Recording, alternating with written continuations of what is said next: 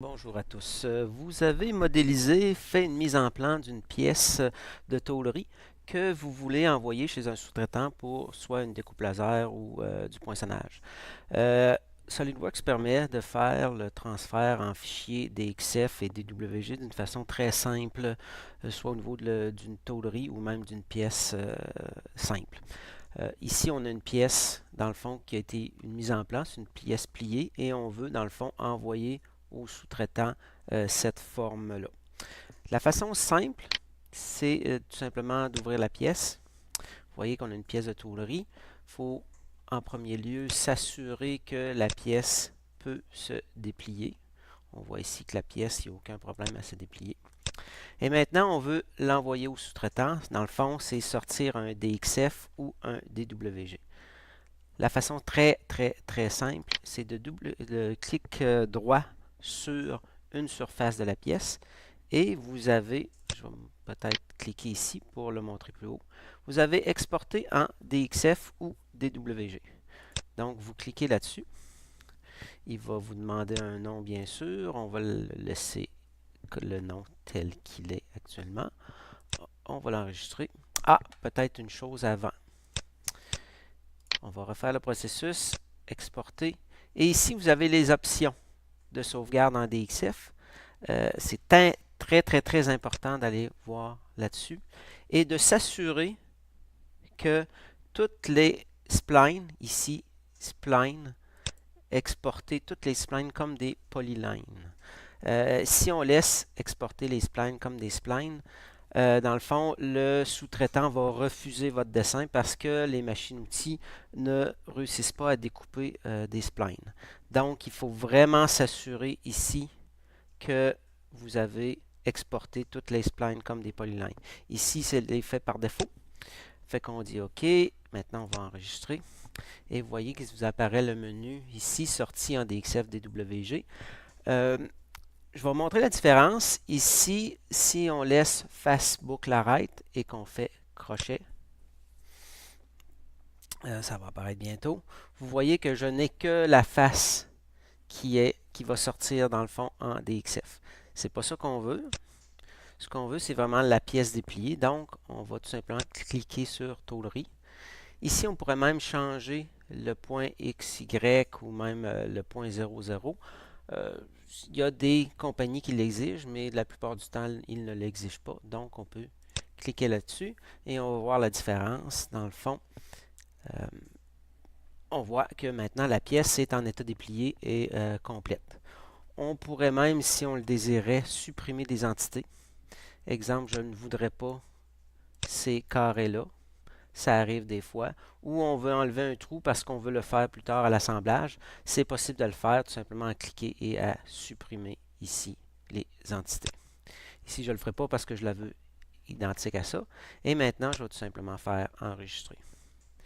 C'est aussi simple que ça. On a sorti un DXF DWG. Par contre, ici au Cégep, vous voyez que le fichier possède la marque éducationnelle. Donc, si on va ouvrir, on va ouvrir le fichier qui est maintenant un DXF. Oh, attendez un instant. Mise en plan, je vais aller chercher le DXF. DXF. On voit ici la pièce.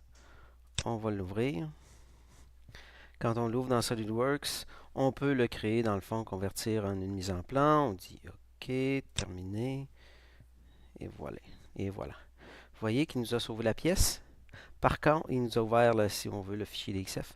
Par contre, vous voyez que dès qu'on a une version éducationnelle, il nous sort, dans le fond, produit éducationnel SolidWorks. Normalement, on ne doit pas jamais envoyer de fichier portant cette notion-là parce que SolidWorks ne le permet pas. On ne peut pas faire de production avec une version éducationnelle.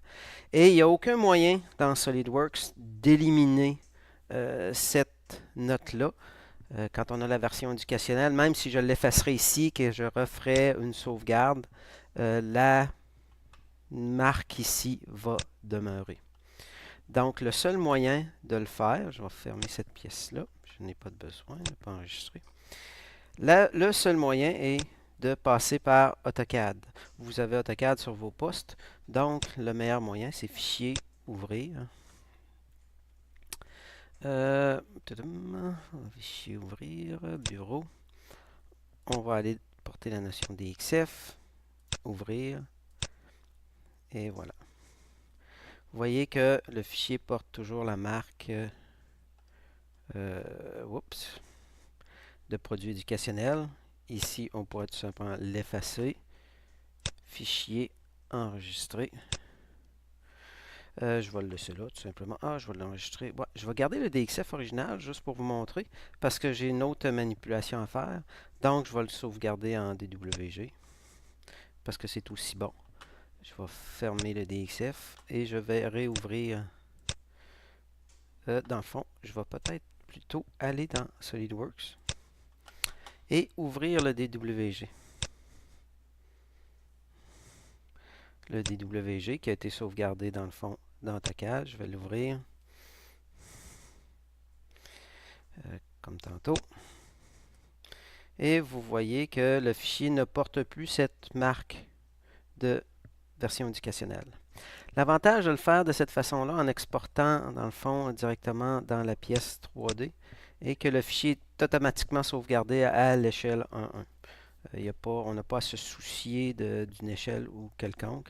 Tandis que si on arriverait ici, exemple dans la mise en plan, on ferait une sauvegarde en DWG. Ensuite, il faudrait ouvrir pour effacer tout le cartouche, toutes les cotes et ainsi de suite parce que les sous-traitants ne veulent que le outline à découper.